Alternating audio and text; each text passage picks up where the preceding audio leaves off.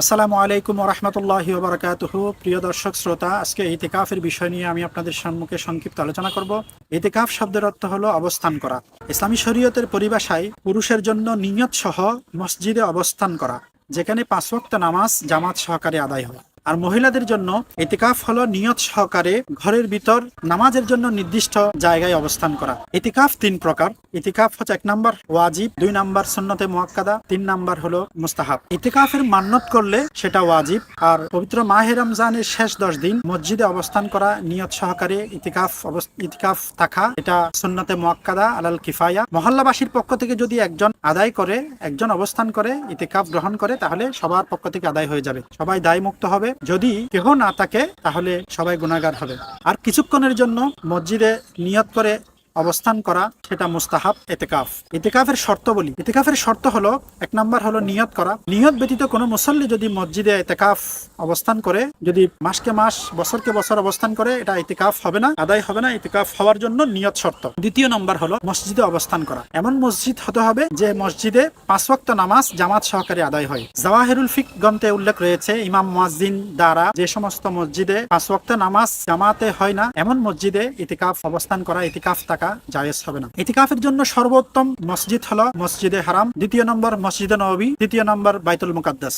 ইতিকাফ সহিহ হওয়ার জন্য শর্ত হলো 1 নম্বরে মুসলমান হতে হবে, দ্বিতীয় নম্বর জ্ঞানবান হওয়া অর্থাৎ সুস্থ মস্তিষ্কওয়ালা ব্যক্তি হতে হবে, তৃতীয় নম্বর শর্ত হলো জানাবাত ও হাইজ নিফাস থেকে পবিত্র হওয়া। ইতিকাফ শর্ত হওয়ার জন্য বালিগ হওয়া ইতিকাফের জন্য শর্ত নয়। না বালিগ চাইলে সেও ইতিকাফ গ্রহণ করতে পারবে, ইতিকাফ অবস্থান করতে পারবে। তবে মহিলাদের ক্ষেত্রে স্বামীর অনুমতি প্রয়োজন হবে। ইতিকাফের ফজিলত, রাসূল হুদা সাল্লাল্লাহু আলাইহি ওয়াসাল্লাম ইতিকাফের ফজিলত সম্পর্কে অসংখ্য হাদিস রয়েছে।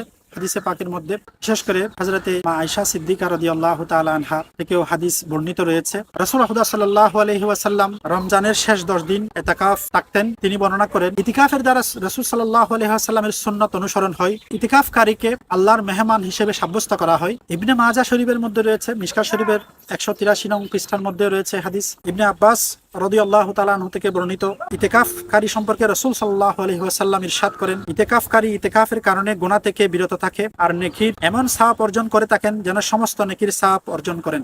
এছাড়াও ইমাম বাইহাকি রাদিয়াল্লাহু তাআলা আনহু বর্ণনা করেন, হযরত হুসাইন ইবনে আলী রাদিয়াল্লাহু তাআলা আনহু থেকে বর্ণিত হাদিস, রাসূল সাল্লাল্লাহু আলাইহি ওয়াসাল্লাম ইরশাদ করেন, যে ব্যক্তি রমজানের শেষ 10 দিন ইতিকাফ থাকবে সে যেন 2টি হজ ও 2টি উমরা করেছে। যেমন হাদিস শরীফে আরো ইরশাদ হয়েছে, যে ব্যক্তি মাগরিব ও এশার মধ্যবর্তী সময়ে জামাত প্রতিষ্ঠিত হয় এমন মসজিদে ইতিকাফ থাকবে, নামাজ এবং কোরআন তিলাওয়াত ব্যতীত কোনো কথা বলবে না, তাদের জন্য বেহেশতে মহল তৈরি করা আল্লাহর উপর দায়িত্ব হয়ে যাবে। প্রিয় দর্শক, সুতরাং আমরা এই ইতিকাফের ব্যাপারে খুবই সচেতন হই এবং মহল্লাবাসীকে সচেতন করি যেন কোনো মহল্লাতে ইতিকাফ বাদ না যায়, কোনো মসজিদে ইতিকাফের মুসল্লি ইতিকাফ অবস্থানকারী বাদ না যায়। আল্লাহ আমাদেরকে এই মাহে রমজানে যথাযথ মর্যাদার সাথে ইতিকাফে অবস্থান করার আল্লাহ আমাদেরকে তৌফিক দান করুক। ওয়া আখিরি দাওয়ানা আলহামদুলিল্লাহি রাব্বিল আলামিন। আসসালামু আলাইকুম ওয়া রাহমাতুল্লাহি ওয়া বারাকাতুহু।